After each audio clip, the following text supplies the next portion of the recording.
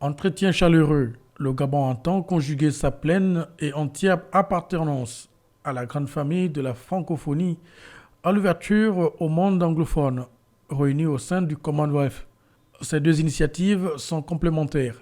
Tweeté à Libongo le 11 mai 2021.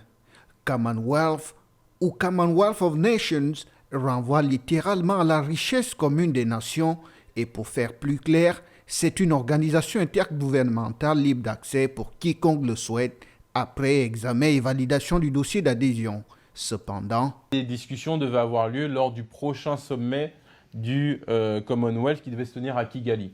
Ce sommet actuellement, il a été reporté pour raison de Covid-19 et la date n'est pas encore connue. La prochaine étape, c'est la présentation du dossier Gabon aux membres du Commonwealth qui feront un vote d'accepter notre candidature ou de la rejeter.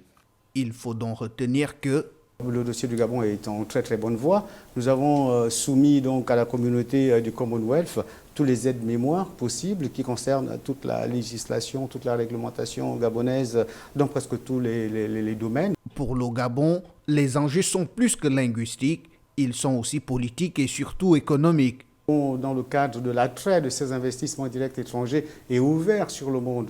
Le Commonwealth, comme je disais, c'est une grosse communauté d'une cinquantaine d'États avec des possibilités qui sont multiples. Il se trouve qu'il y a certainement des entrepreneurs ou des entreprises de ces pays du Commonwealth qui vont venir vouloir s'ajouter aux entreprises qui sont déjà ici. De par son entrée au Commonwealth, le Gabon veut matérialiser l'expression de son indépendance et de sa souveraineté. La souveraineté appartient au peuple gabonais qui l'exerce par ses représentants et par l'expression du suffrage universel.